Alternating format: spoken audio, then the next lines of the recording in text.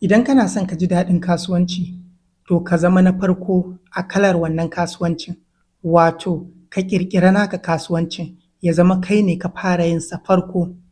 Jama'a barkanmu da warhaka, barkanmu da sake kasancewa.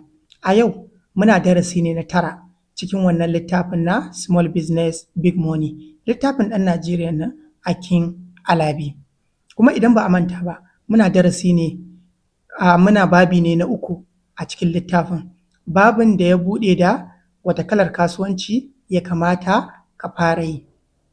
Akin Alabi yake cewa in dai kana son ka ji daɗin kasuwanci kuma kana son kai saurin tashi kuma ka girma a ciki, to yana da kyau ka ƙirƙira naka kasuwancin, wato ka samar da naka kasuwanci ya zama kai ne ka fara yin wannan kalar kasuwancin, ba wai ka dinga yin kasuwancin da mutane suke yi ba.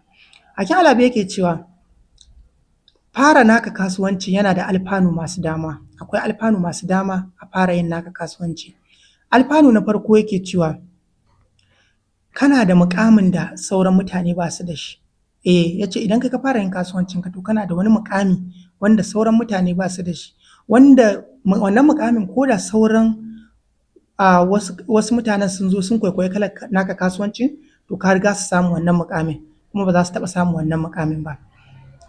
Misali, bankunan da muke da su a Najeriya, muna da bankuna da yawa a Najeriya, amma bankin First Bank ita ne banki na farko, su ne banki na farko da suka fara kafawa a Najeriya, to don haka suka zama First Bank. To duk inda za su je za su buga ƙirji su ce su ne banki na farko a Najeriya.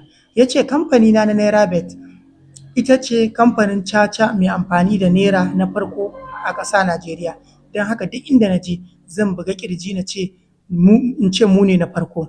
Ya ce to kana da muƙamin da mene sauran mutane ko sauran kasuwanci wanda za su zo su kwaikwaye ka daga baya ba su da shi.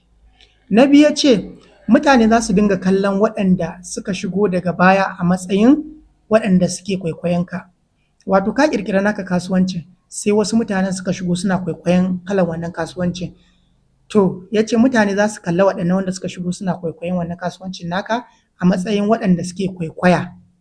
Misali yanzu ni ne nake so in fara bidiyoyi, sai kuma a ce bidiyon comedy nake so in fara yi, sai kuka ji na fara mu je maha, na sa a zuciyanku zai zo muku cewa wani nake kwafa, kuma kun san wanda nake kwafa.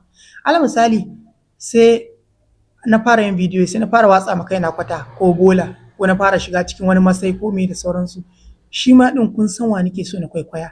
To ya ce idan ka ƙirƙira naka kasuwancin, ko da wasu sun shigo daga baya suna kwaikwayon wannan kalar kasuwancin, ya ce to mutane za su fahimci cewa ana kwaikwayon ka ne, wato kai da ka fara mutane za su ɗauke ka a matsayin original mai kyan, su kuma waɗanda suke kwaikwayon ka mutane za su ɗauke su a matsayin fake ɗin, wato jabin.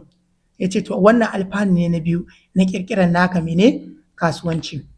Ya ce alfanu na uku shine ba za ka yi saurin haɗuwa da big guys ba, wato ba za ka haɗu da big guys ba, ko in ce ba za ka yi saurin haɗuwa da big guys ba. Su waye big guys?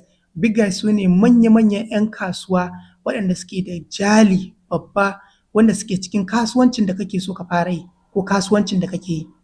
Ya ce waɗannan su ake ce ma big guys. To waɗannan big guys ɗin da kake gani, duk ɗan kasuwa ya san su, suna da illa sosai, wato mutane suna ganin cewa big guys suna karya 'yan kasuwa ne da gangan. A'a, ba wai dole bane big guys suna so su karya ka, amma haɗuwa da su ba zai ma kyau ba. A matsayinka na ƙaramin ɗan kasuwa, za su take ka ba tare da sun san sun take ka ba. Misali, a ce kai ne ka je kasuwa, sai ka ɗan kawo ɗan ƙaramar kwantenan ka, sai ka sa a gefen wani shago wanda yake provision, kai ma sai ka ce za ka fara provision. To mu ce shi babba ne, babban ɗan kasuwa ne, watan big guy kenan, yana da jali. To shagon shi ya cika shi da kaya ta yadda ma shi har yana ba da sari, kai kuma sai ka zo ka ɗan sa ɗan jarin 300,000 ka ko 200,000 haka, kai ma kana provision irin nashi. To zai cinye ka ɗanye ne, zai niƙe ka ba tare da ya san ya niƙe ka ba, ba wai mugunta zai ma ba, a'a zai niƙe ka ne bai ma san ya niƙe ka ba. Me yasa na ce haka? Wataƙila shi in omo kuke siyarwa, shi oman shi zai zama 140, zai iya sayar da shi 140 kuma ya ci riba, kai kuma sai ka sayar da shi 150 za ka ci riba. to ka gaya min shi yana siyar da nashi 130 alal misali, kai kana siyarwa 140 ko 150, mutane suka zo siya gurin wa za su zo siya? Gurin wanda mene ake samun sauƙi a gurin shi, dole a gurin shi za su siya. To yake cewa matsalan alfanun ka fara yin kasuwancin ka ya zama kai ne na farko a kasuwancin shi ne ba za ka haɗu da big guys ba, domin big guys za su cinye ka mene ɗanye. Misali mu ce kai ne kake so ka ƙirƙira kamfani kuma baka da wani jari mai ƙarfi, kawai sai ka ƙirƙira kamfanin siminti, ka san da wa za ka yi faɗa? Da sa irin Aliko Dangote da kuma mene da kuma irin su Buwa. To matsalan shi ne ba wai sai sun ma mugunta ba, a'a za su iya su tunda inda suke samun kaya suke saruwa da su waye ɗinsu, kayansu zai fi naka arha.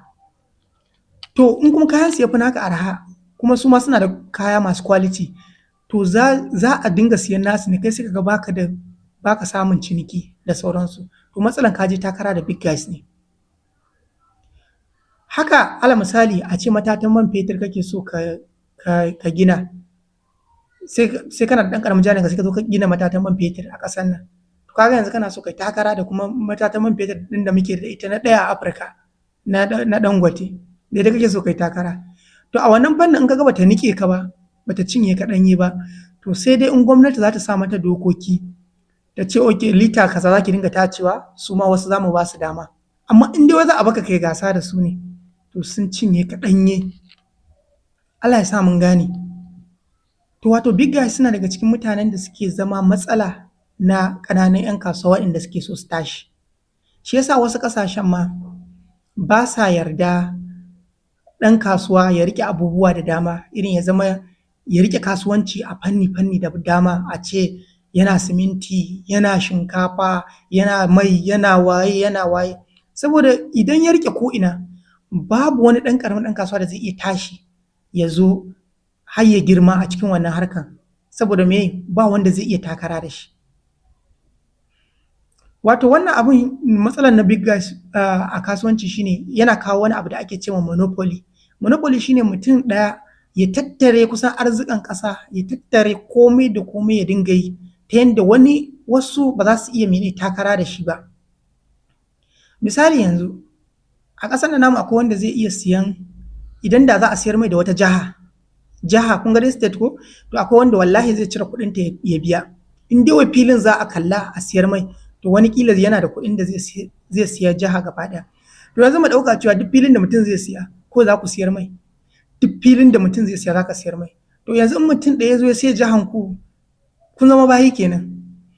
Zai zama da cewa sai abin da ya ce ba za mu a dinga takarar gwamna ba ko takarar ɗan majalisa ko me, to jiha nashi ne, sai gwamnan da ya sa, sai ciyaman ɗin da ya sa, sai komai yanda ya ga dama.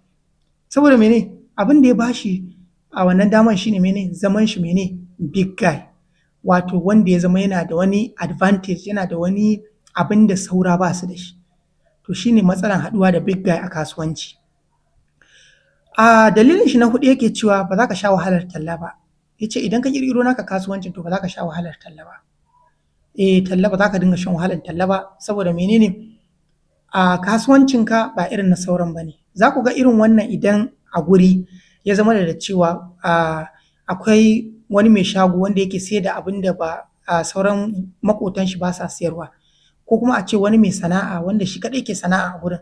Za ku ga ba ruwan shi da takara, wani kwastoma ya zo ya dinga gudu yana neman shi ya tare shi, a'a ba shi da wannan, saboda ya san da cewa shi kaɗai yake wannan abun a gurin, to ba zai dinga shan wahalar talla ba. A maimakon idan ka zo irin kasuwa ka zo layin 'yan niƙa haka, za ka ga tun kana nesa an rugo da gudu ana so a ƙwace niƙan da sauransu, ko layin 'yan hoto za ga an rugo da gudu. To shine matsalan idan ka shiga kasuwancin da mutane suke yi ba naka ka ƙirƙiro ba. To Akyalabe ya ce na san da yawan mu za mu ce a'a to mu da muka fara yin kasuwancin mu fa ya za mu yi? Ya ce to kuma ina da shawara a gurinku, ina da shawara zuwa gare ku na abubuwan da za ku yi ku ciyar da kasuwancin ku gaba.